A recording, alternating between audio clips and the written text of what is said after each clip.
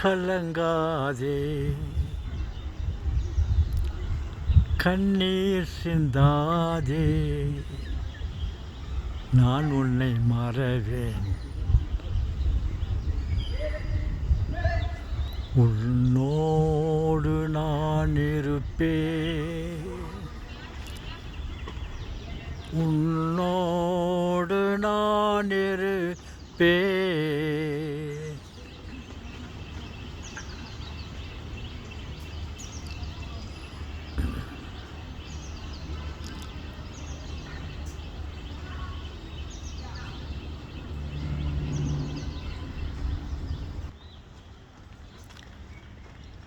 மனிதன் படைத்த படைப்புகள்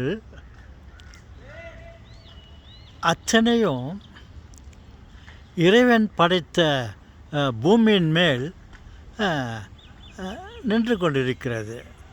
அந்த ஆதாரத்தின் மேல் அடுக்கு மாளிகைகள் அழகாக காணப்படுகிறது.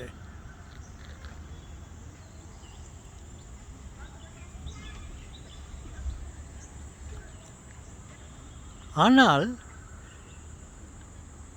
இந்த பூமி எந்த ஒரு ஆதாரத்தின் மேலும்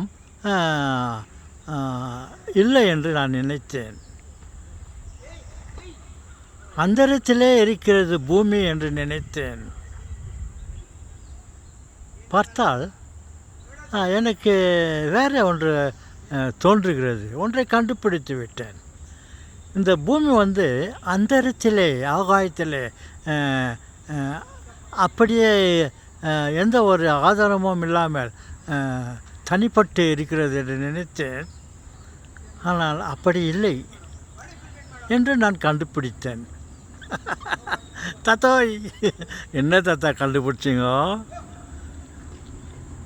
பூமி அந்தரத்தில் இல்லையா? அப்படித்தான் நினைக்கிறேன் என் செல்வங்களே. பூமி ஒரு சேற்றுக்குள் புதைக்கப்பட்ட ஒரு பந்தை போல் இருக்கிறது. எப்படி மீன் வகைகள் தண்ணீருக்குள் புதைக்கப்பட்டிருக்கிறது. தண்ணீர் அதன் மீன்களின் சுற்றுப்புறம் அனைத்திலும் தண்ணீர் இருக்கிறது. அந்த தண்ணீருக்குள்ளே தான் அந்த மீன் இருக்கிறது.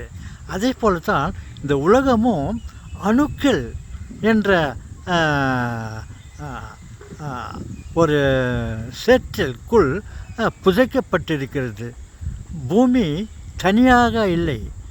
ஒரு சேற்றுக்குள்ளே ஒரு பந்தை சொருகி வைத்திருப்பதை போல் இந்த பூமியும் அணுக்களின் மத்தியில் புதைக்கப்பட்டிருக்கிறது. அது அந்தரத்திலே இல்லை என்று என்னுடைய சிறு ஆராய்ச்சியில் கண்டுபிடித்தேன்.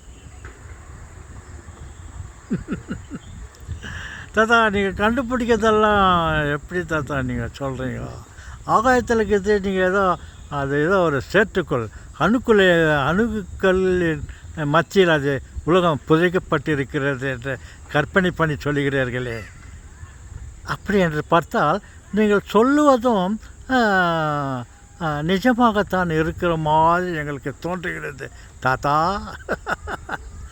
சொல்லுங்கள் தாத்தா, உங்கள் கற்பனையை விடுங்கள், விற்பனைக்கு விடுங்கள். ஓகே சொல்லுங்களே.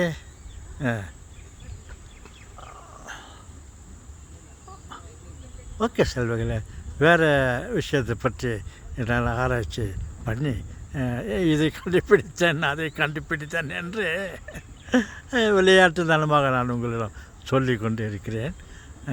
ஓகே, மீண்டும் சந்திப்போம்.